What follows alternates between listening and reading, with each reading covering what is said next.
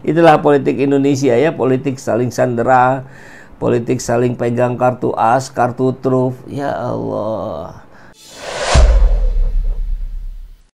Bismillahirrahmanirrahim. Assalamualaikum warahmatullahi wabarakatuh. Selamat datang di ruang kedaulatan rakyat, di mana kebebasan berekspresi tak boleh dipungkam.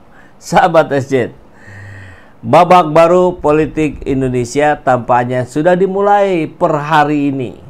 Hasto batal ditahan. Tepat sehari sebelumnya, kemarin, Hasto joget-joget di GBK dengan begitu semangatnya gitu. Itu sampai apa itu, joget TikTok apa joget koplo gitu. Sampai ke bawah-bawah gitu, naik lagi ke bawah lagi. Seperti sedang melampiaskan sebuah kemenangan. Jangan-jangan memang begitu gitu. Jadi Hasto menang, Megawati menang, ya Prabowo menang karena PDIP memastikan untuk tidak beroposisi kepada pemerintahan Pak Prabowo. Cuman nggak akan masuk kabinet aja, kurang lebih begitu. Jadi kan sama dengan Nasdem kalau begitu ya. Tidak ada anggotanya yang menjadi menteri di kabinet Pak Prabowo. PKS juga saya rasa demikian ya. Karena yang jadi wamen tuh kalau nggak salah itu juga bukan dari kader PKS, tapi diusulkan oleh PKS. Jadi secara faktual memang tidak ada anggota PKS, anggota Nasdem, dan sekarang anggota PDIP. Tapi mereka semua tidak beroposisi. Jadi Jokowi gimana dong? Nah, mungkin Jokowi yang kalah dalam konteks ini. Karena sudah bersatu Mega dengan Prabowo. Wah, dulu ada kan Mega Prabowo. Tahun berapa itu ya? Capresnya Mega, cawapresnya Prabowo. Kemudian ada perjanjian batu tulis ya sebelumnya ya. Ya, kurang lebih lah dulu dibahas di mana-mana. Gantian, nanti Pak Prabowo yang jadi presiden didukung oleh PDIP. Ternyata PDIP malah ngusung Jokowi. Ya, itulah yang terjadi ya. Ada aroma-aroma pengkhianatan dan segala macam. Tapi katanya harus move on ke depan. Cuman ya antisipasi aja lah. Jangan sampai orang yang biasa dikhianati, Pak Prabowo kan seringkali dikhianati. Jangan sampai terkhianati lagi. Rakyat apalagi, jangan dikhianati rakyat, jangan mengkhianati rakyat ya. Nanti Pak Prabowo yang bilang tuh kalau kita nggak bersih-bersih, rakyat yang membersihkan kita kan. Hati-hati, kedaulatan ada di tangan rakyat. Hasto sedang mengajukan pra-peradilan kepada KPK ya. Nanti ada sidang pra-peradilan, pra-peradilannya dipenuhi, gugatannya dipenuhi oleh pengadilan. Kalau Tom Lembong kemarin kan tidak dipenuhi, jadi tetap ditahan. Kalau Hasto tampaknya karena kuat di belakangnya ya, jadi bagian dari deal-deal politik tampaknya begitu ya. Jadi diterimalah pra-peradilannya. Hasto tidak jadi ditahan, tidak jadi ditangkap, tidak jadi disidangkan. Semua berakhir happy ending. Bagaimana dengan Jokowi? Karena PDIP pasti musuh beratnya Jokowi, maka Jokowi lah yang kalah. Tampaknya begitu. Squad Solo sudah berantakan hari ini ya. Jadi kita akan coba lihat satu persatu fenomenanya. Menarik ini. Kalau postingannya ini postingan yang anti Hasto kayaknya ya. Hari terakhir Hasto menikmati udara bebas. Kemungkinan besok setelah diperiksa langsung ditahan. Ternyata tidak ditahan. Diperiksanya hanya 3,5 jam. Itu tercepat. Pak Anies aja tempo hari sampai berapa? 8 jam, 9 jam. Coba lihat jogetnya Hasto nih. Seru sekali. Di atasnya ada tulisan KPK. Ini bukan Komisi Pemberantasan Korupsi nih, tapi apa ya, komunitas pecinta koplo. Kalau lihat tuh sampai bawah-bawah jogetnya. Naik lagi. Coba kita dengerin sedikit.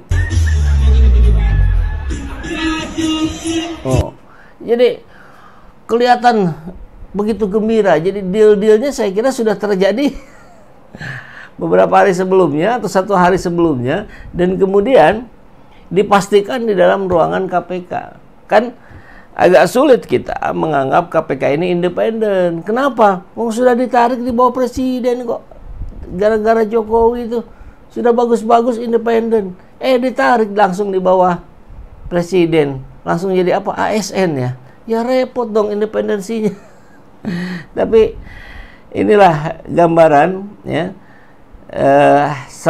Sudah selesai dari kemarin, karena kita lihat nih, ini Hasto nih joget-jogetnya kemarin di GBK, KPK, kayaknya kalau nggak salah komunitasnya, komunitas pecinta koplo. Ini kan apa istilahnya ya, ngejek kali ya dalam tanda petik. Berani sekali nih PDIP. Sehari sebelum Hasto dipanggil ke KPK, dia ngejek. Manggil komunitas pecinta koplo, kemudian joget-joget, luar biasa. Kasih tepuk tangan dulu dong. Keren ini, berani sekali ya. Kepala tegap, mulut tersenyum. Ya karena sudah tahu bakal beres begini. Waktu datang ke KPK, Hasto banyak bicara di depan wartawan. Setelah selesai diperiksa KPK, hanya bisa senyum-senyum ke wartawan. Ya, mungkin karena sudah selesai. Mau apa lagi? Kan gitu. Oke, pelan.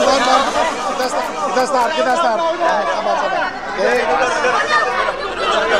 Teman-teman, nanti yang menyampaikan adalah dari Pak Magdir Ismail, dari penasihat hukum. Oke? Ya, makasih udah siap semuanya. Udah ya. Silakan ya. Udah ya. Pertama-tama saya ingin sampaikan terima kasih atas kehadiran kawan-kawan untuk menyaksikan dan mendokumentasikan perkara ini pada hari ini. Yang kedua, saya ingin sampaikan bahwa proses pemeriksaan hari ini sudah selesai dilakukan untuk hari ini. Pemeriksaan selanjutnya akan dilakukan sesuai dengan kebutuhan dari pihak penyidik. Ya. Untuk hal-hal yang lain, terutama berkaitan dengan perkara, saya persilahkan saudara-saudara tanya kepada penyidik. Karena inilah kesepakatan kami dengan penyidik, bahwa kami hanya menyampaikan Pak Hasto pada hari ini diperiksa untuk 2 perkara, yaitu perkara suap dan yang kedua adalah perkara menghalang-halangi penyidikan. Nah, sekali lagi kami ingin sampaikan terima kasih yang sebesar-besarnya atas perhatian Bapak-bapak, Ibu dan saudara-saudara, terutama dari pihak media. Selanjutnya, pemeriksaan-pemeriksaan yang akan dilakukan pada saat yang akan datang tentu kami akan ikuti sesuai dengan kebutuhan dari pihak penyidik. Saya kira begitu yang bisa kami sampaikan sekarang. Terima kasih atas perhatian kawan-kawan semua. Terima kasih.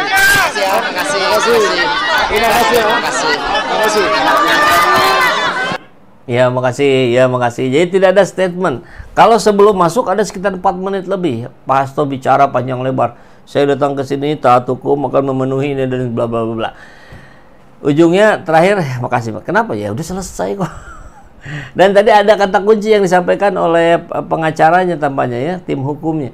Ada kesepakatan yang kami buat di dalam bahwa untuk penyampaian ini nanti dari penyidik. Kesepakatan. Jadi kata kuncinya adalah kesepakatan. Jadi kalau rakyat kemudian menilai di situ ada deal-deal yang disepakati bersama, ya mungkin saja. Barusan juga disebut ada kesepakatan. Itulah politik Indonesia ya, politik saling sandera, politik saling pegang kartu as, kartu truf. Ya Allah, politik sprindik katanya. Ya iyalah, masa kalah katanya sudah nyiapin 1000 pengacara. Iya, ngeri kali itu 1000 pengacara. Assalamualaikum, waalaikumsalam. Tom harusnya juga dibebaskan. Ya Tom nggak punya backing Tom siapa? Pak Anies kan kekuatan hukumnya, ya tidak ada partai politik di belakangnya gitu. Jadi agak repot kalau Tom ini ya. Mungkin dengan desakan dari anak-anak Abah yang meramaikan jagat media sosial, barangkali masih mungkin bisa dikontrol ya. Luar binasa kata dia. Gantian dong, Mulyono CS diperiksa. Itu yang kita desak, itu yang kita dorong. Jangan sampai, ini kan naga-naganya ketika Mega menyatakan batal jadi oposisi, Hasto batal ditahan KPK, Jangan-jangan bagian dari deal politiknya, puluhan video yang sudah disiapkan tidak akan dikemukakan ke publik. Artinya apa? Terjadi pembiaran oleh PDIP, oleh Hasto. Hasto juga jadi bermasalah karena dia sudah buat pengakuan, dia sudah tahu ada indikasi kasus korupsi yang melibatkan Jokowi dan para menterinya, tapi dibiarkan, ditutup-tutupi malah kalau tidak disampaikan, ya. Nah, ini persoalan lain yang harus kita bahas berikutnya. Dalam sudut pandang hukum, melakukan pembiaran kena pasal juga, itu pasal pembiaran. Hati-hati.